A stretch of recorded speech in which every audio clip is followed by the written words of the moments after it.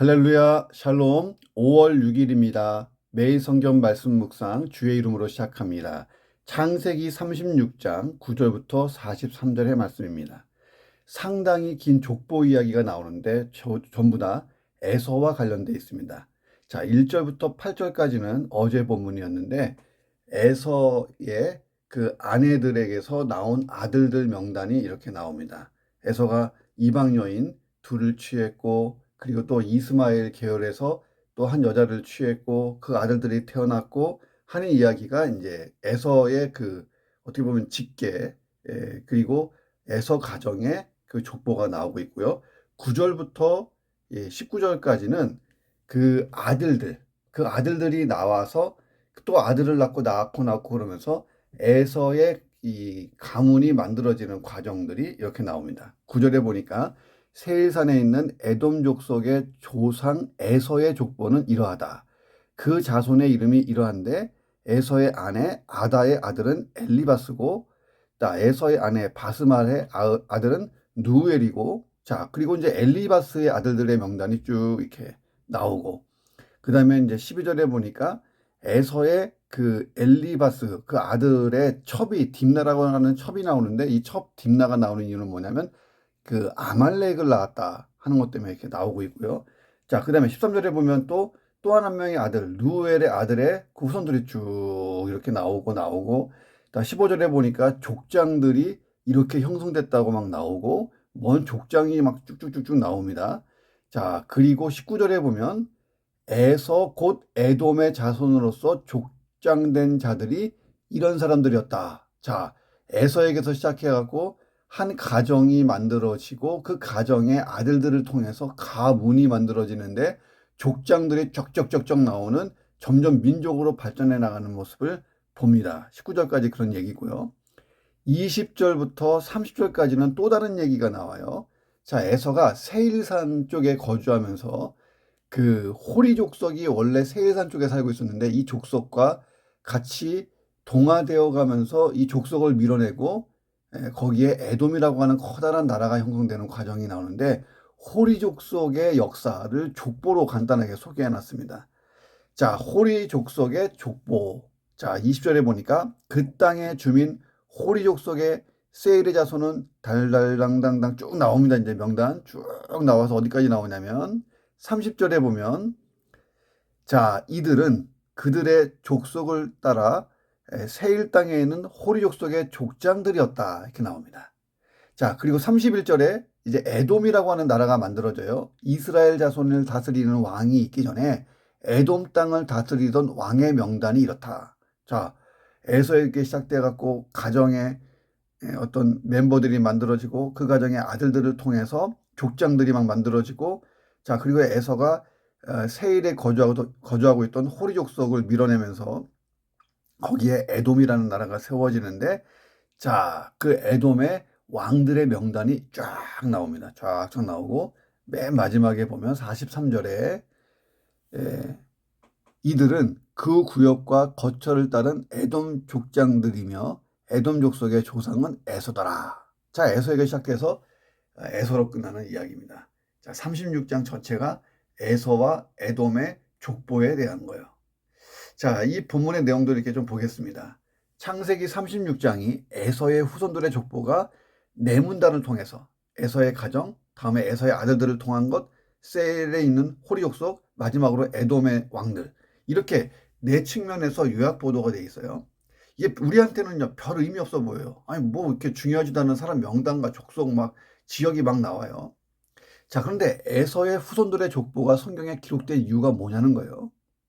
자, 에서를 보세요. 에서는 언약의 계승에 반환해서 이미 태어날 때부터 제외됐죠. 왜냐하면 야곱을 통해서 언약이 계승될 것이기 때문에. 자, 그러나 하나님이 에서를 축복하십니다. 에서 당대에 크게 번영하고 그의 후손들이 막강한 세력권을 가진 하나의 민족, 에돔족을 이루었어요. 이것이 하나님이 또 에서에게 주신 일반 은총 같은 거예요. 자, 우리 주변에도 뭐 주식 가지고 돈 버는 사람, 뭐 사업해서 돈 버는 사람, 또 자녀가 뭐 서울대학도 가고 막 이렇게 하잖아요. 자, 이것들이 다 일반 은총이에요. 일반 은총. 자, 그런데 에서와 그 후손들이 인간적인 관점에서 볼 때에 부와 권력을 누리고 크게 흥왕했지만 하나님의 언약의 백성이 되는 특별 은총, 야곱을 통해서 이어져가는 특별 은총의 축복에서는 자의적으로도 타의적으로도 모두 완전히 멀어져 갔다 하는 것을 보여주는 게 이 족보예요. 예. 원래는 그 야곱과 에서가 같이 거주하려니까 이 양떼가 너무 많은 거예요. 에서 쪽이 더 많아요. 그러니까 에서가 훨씬 더 좋은 땅을 찾아간 거예요. 세일산 쪽으로, 자의적으로. 타의적으로는 뭐냐면 원래 언약의 후손의 계열에서는 에서를 통해서 이어가지는 않죠. 예. 자의반, 타의반 어쨌든 이 에서의 후손들은 이 중심에서부터 멀어져 갔다 하는 것을 보여주는데 한편으로는 안타깝기도 하고 그렇습니다. 자, 오늘 본문에 9절부터 19절에 보면 에서가 세일 땅에 건너가 아들들을 낳았고 손자들을 얻었고 세일 땅의 실력자로 급부상했다. 자, 그 족보가 나오고 20절부터 30절은 에서가 이주하기 전부터 거주한 원주민 호리 족속의 족장들의 명단. 자, 에서의 후손들이 이 호리 족속을 혈통적으로 흡수하면서 상호 동화되어 피가 섞이고 문화가 섞여요. 자, 그러면서 이스라엘 정통 그 아브라함과 이삭의 혈통과는 완전히 다른 이방인이 점점 되어갔다 하는 것을 보여주는 거고 31절부터는 그렇게 이방인이 되어가다가 에돔인이라고 하는 완전히 새로운 하나의 족속을 형성하고 독자적 세력권을 형성한 그 에돔 족속의 역사를 족보를 통해서 보여주고 있다는 거예요. 결론이 뭐냐? 에서의 후예인 에돔족의 약식 족보는 현원적으로나 지연적으로 택함받은 민족과 가까이 맞대고 국경을 맞대고 살면서도 결과적으로 이방인이 되어버린 자들의 기록이다 한 거예요. 참 안타까운 인생이 이런 거예요. 복음을 접했어요. 예수 그리스도에 대한 소식을 들었어요. 예수님에게 관심을 가지고 교회에 오기도 했습니다. 그런데 세상을 더 사랑해서 세상으로 돌아갔고 세상 사람들과 동화된 나머지 세상 사람과 똑같이 되고 구원받은 자의 대열에서 완전히 멀어지는 비극을 맞이한 사람들 우리 주변에도 있지 않습니까? 자, 그리고 훗날 이런 사람들이 참 안타깝다는 거예요. 그러니까 에서도 언약이 에서를 통해서 후계로 이렇게 이어가지 않지만 언약 가문 안에 있었으면 하나의 좋은 족속을 이루고 하나님의 축복을 받는 거예요. 다만 야곱을 통해서만 이렇게 예수 그리스도로 연결되는 것뿐이지. 자, 그런데 어쨌든 그 언약 가문이라고 하는 축복된 가정에서 태어난 에서는 그 좋은 전통 줄기를 다 놓고 독자적으로 나아가서 이방 세상 사람이 됐다는 거예요. 자, 이 에돔이라는 나라요. 이 에돔이라는 나라는 훗날 이스라엘과 최악의 관계로 살아갑니다. 최악. 출애굽부터 얽혀요. 자, 모세와 이스라엘이 여기로 지나가서 우리가 가나안 땅에 갈게요. 돈 주고 음식 다 사 먹을게요. 물도 다 사 먹을게요. 에돔 왕이 군대를 이끌고 오지 마! 해갖고 어떻게 해요? 돌아서 가잖아요. 하나님이 싸우지 못하게 하고. 자, 그때부터 이스라엘과 에돔은 참 좋은 관계도 아니에요. 훗날에 이스라엘이 바벨론에게 완전히 멸망할 때도 바벨론의 다국적군에 합류해서 이스라엘을 침략해가지고 노략했던 민족이 에돔이에요. 얼마나 나쁘냐면 하나님이 오바댜 선지자를 보내서 에돔의 철저한 멸망을 예언할 정도로 그렇습니다. 자, 한때는 또 이스라엘의 다윗 왕 시절에 에돔은 이스라엘에게 식민지가 돼요. 예. 둘 사이는 좋은 관계가 아니에요. 자, 이런 내용 가지고 이 본문을 묵상합니다. 첫 번째, 하나님이 역사의 주관자이시고 역사는 하나님의 말씀대로 만들어진다는 거예요. 9절 10절 세일산에 있는 에돔 족속의 조상 에서의 족보는 이러하고 그 자손의 이름은 이러하니라. 9절부터 19절 에서의 후에 에돔 족속의 계보가 쭉쭉 나오는데 그 아들들, 손자들, 손자의 손자 쭉 나옵니다. 자, 에서에게 아내가 있었는데 아다, 바스맛, 오올리바 에게서 아들들이 나오고 그 아들들로부터 족장들이 나오고 19절은 에서 곧 에돔의 자손으로서 족장된 자들이 이러하였다. 자, 12절에 보면 에서의 아들 엘리바스의 첩 딥나도 나와요. 야, 이 딥나가 아말렉을 낳았다. 자, 성경의 족보는 대체로 여자의 이름은 기록되지 않아요. 근데 엘리바스, 그러니까 에서 엘리바스, 그 엘리바스의 부인 첩의 이름이 나오는 이유는 뭐냐면 이 여자가 엘리바스와 사이에서 낳은 아들이 아말렉이라는 거예요. 자, 그 후손의 아말렉 족속, 출애굽한 이스라엘이 최초로 전쟁을 했던 예, 그때 그 모세가 손 들면 이기고 손 내리면 지고 했던 그 전쟁, 예, 여호수아가 승리하잖아요. 이 아말렉과의 전쟁을 제일 처음 하잖아요. 자, 그 이후로부터 끊임없이 이스라엘을 괴롭힌 나라가 아말렉 족속이에요. 그 결과 하나님이 아말렉을 지상에서 지워버릴 거다라고 말씀하셨고, 말씀대로 아말렉은 지구상에서 사라져버립니다. 자, 언약의 계승자도 아닌 에서의 후손에 대한 상세한 기록이 나오는 이유. 자, 에서의 후손이 에돔 족속이다. 선민 이스라엘과 밀접한 관련을 갖고 있다. 이기도 하지만 하나님의 말씀은 반드시 성취된다 하는 것을 보여주는 거예요. 하나님이 말씀하셨잖아요.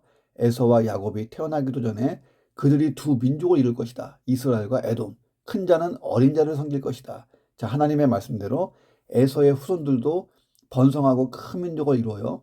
그러나 에서의 후손인 이 에돔이 이스라엘 자손인 다윗 왕에 의해서 정복당함으로써 하나님의 이 말씀이 성취되어 큰 자가 어린 자를 섬긴다.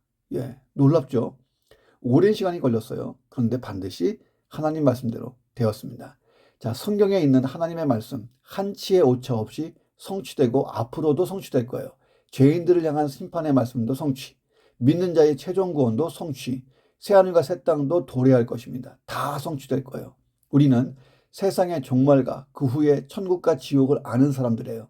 자, 그런데 하루를 살다 보면 아주 조그만 일에 매여서 막 일희일비하고, 예, 이랬다 저랬다 하고 원망과 불평 그렇게 살고 있지는 않습니까? 내 인생을요, 더 큰 관점에서 보세요. 영원이라는 시간의 관점, 하나님 나라의 관점에서 보는 거예요. 하나님이 나를 선택하시고 나를 구원하시고 영원한 천국에 거하게 하실 거예요.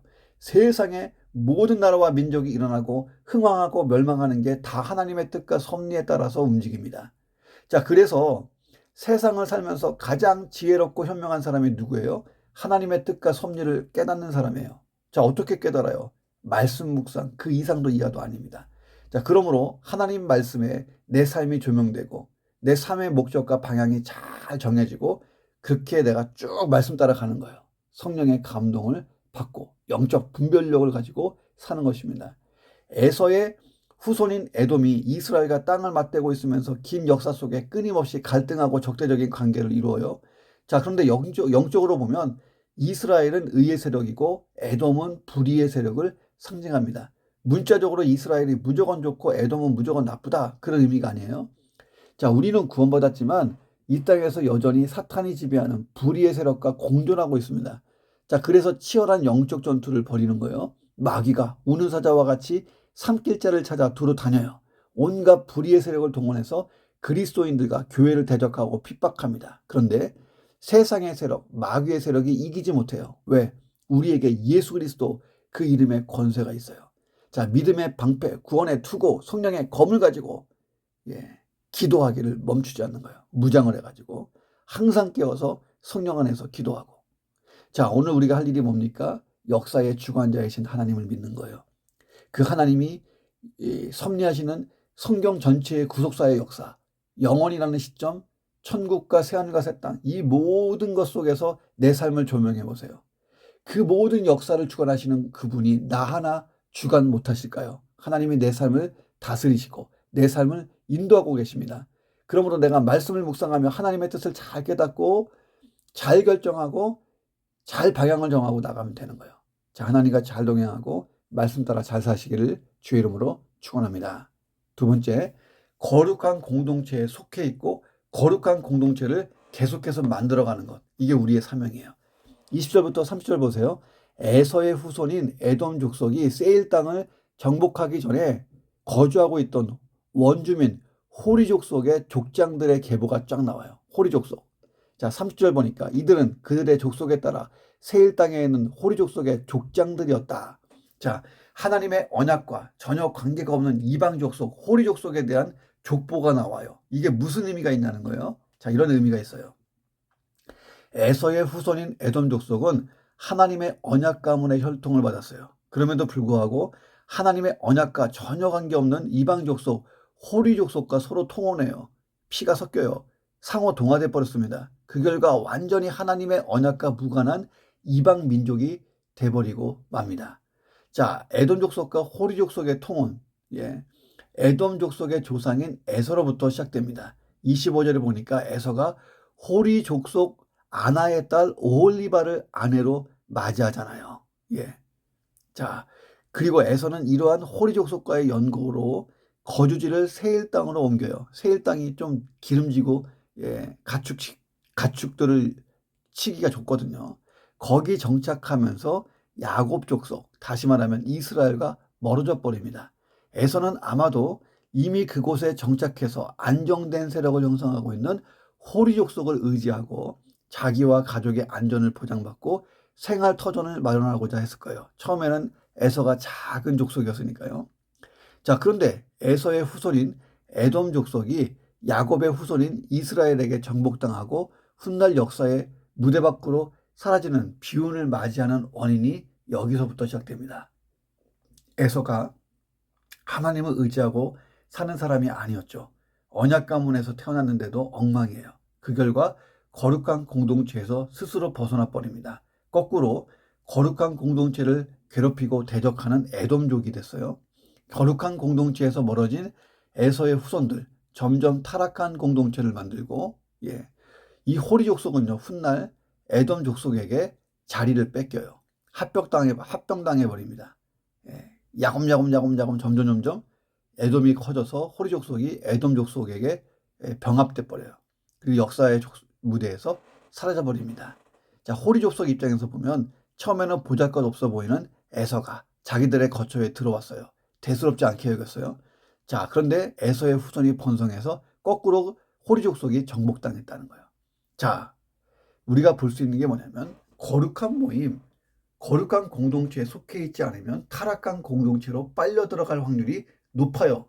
이 세상은 거룩한 공동체보다는 타락한 공동체가 더 많잖아요. 이 타락한 공동체가 같은 부류를 만나면 죄악을 양산합니다. 선과 악의 문제를 넘어 하나님이 있냐 없냐, 임재와 부재의 문제예요. 하나님을 인정하지 않는 공동체를 최우선으로 하고 살지 말아야 됩니다. 자, 어떤 면에서는 교회가 세상의 공동체보다 사랑이 없고 이기적이고 타락한 것처럼 보일 때도 있어요. 하나님이 없는 공동체가 하나님이 있는 믿는 자들의 공동체보다 좋아 보이기도 할 때가 있어요. 자, 그런데 나을 이유는 전혀 없다는 거예요. 자, 세상에 아무리 사랑이 충만한 공동체가 있다 해도 그 안에 하나님의 임재도 없고 구원도 없고 생명도 없다면 그 공동체는 죽은 공동체 아니에요. 자, 에돔 족속이나 호리 족속이나 누가 더 의롭냐 따져봐야 도진개진이에요. 언약과 무관하잖아요. 에돔 족속도 호리 족속도 구원받은 공동체는 아니라는 거예요. 자, 그래서 거룩한 공동체, 믿는 자들의 모임을 참 즐거워하는 게 지혜로운 거예요. 자, 그리고 그 공동체를 더 거룩한 공동체로 만드는 거예요. 그리고 그 공동체가 세상을 변화시키는 공동체가 되는 거예요. 이것이 하나님의 구속사의 큰 이 틀에, 이 계획 속에 있는 거잖아요. 가장 선행돼야 될 게 뭐예요? 내가 거룩한 사람이 되고, 그리고 거룩한 공동체 안에 있고, 그 공동체를 거룩하게 만들어서 세상을 거룩하게 하는 것. 오늘도 나는 그 일의 연장선에 있어요. 내 가정을 먼저 거룩하게, 우리 교회를 거룩하게, 세상을 거룩하게, 이 일에 잘 헌신하시기를 주의 이름으로 축원합니다. 거룩한 공동체, 교회를 사랑하세요. 자, 세 번째, 악인들의 형통함을 부러워할 필요가 없다는 거예요. 31절부터 43절. 에돔 땅에서 왕이 된 자 8명, 각 지방의 족장이 된 자 11명, 명단이 쫙 나와요. 43절 보니까 이들은 그 구역과 거처를 따른 에돔 족장들이며 에돔 족속의 조상들이었다. 자, 31절 보면 이스라엘 자손을 다스리는 왕이 있기 전에 에돔 땅을 다스리던 왕들은 이러하다라고 나옵니다. 자, 언약의 자손인 이스라엘보다 하나님께 버림받은 에서의 자손들이 먼저 나라를 세웠어요. 견고한 에돔이라고 하는 큰 나라를 세우고 번성해 나갔습니다. 실제로 당시 에서의 자손들이 세일 땅에 정착해서 기반을 다지고 에돔을 막 세우고 하는 동안에 하나님의 언약 백성인 야곱의 후손들 이스라엘은 뭐하고 있었어요? 자, 이스라엘은 가나안 땅과 후손 번성에 대한 약속만 받았지 아주 미미한 존재에 불과했습니다. 자, 에서의 자손들이 가나안 동편 땅을 다스리고 번영을 누릴 때에 이스라엘 사람들은 뭐 했어요? 애굽에서 모진 고초를 겪으며 400년 가까이 종살이 했습니다. 자, 이스라엘이 왕정 체제를 갖춘 때가 언제냐? 가나안에 정착한 다음을 한참 지나서 사울왕 시대 때쯤 돼서 왕정 체제를 갖췄어요. 에돔은 이미 수백 년의 역사를 가지고 있었고, 하나님의 택한 백성 이스라엘보다 버림받은 에서의 후손 에돔이 훨씬 더 잘 되는 것처럼 보였어요. 자, 우리 시대도 이런 현상 많이 보죠. 즉, 그래서 악인이, 하나님이 없는 사람이 형통하는 것을 보고 부러워합니다. 그리고 하나님의 공의를 의심해요. 하나님도 모르는 저 인간들, 저 사람들은 잘 되는데요. 나는 뭐예요? 하나님의 공의를 의심하고 그들을 부러워하고 하나님을 원망도 하고. 자, 그런데 에돔의 역사를 보세요. 에돔의 역사는 세상 종말의 역사를 미리 예고하고 있어요. 에돔은 이스라엘보다 먼저 번성했지만 이스라엘에게 정복당하고 역사의 무대에서 사라집니다. 하나님이 없는 세상, 사탄의 영향 아래 있는 이 세상도 마지막 때에 성경에 보면 불심판을 당하고 다 태워져 사라질 것입니다. 다 없어지는 거예요. 자, 뭐만 남아요? 하나님 나라만 왕성하게 일어나는 것입니다. 자, 영원이라는 시간에서 보세요.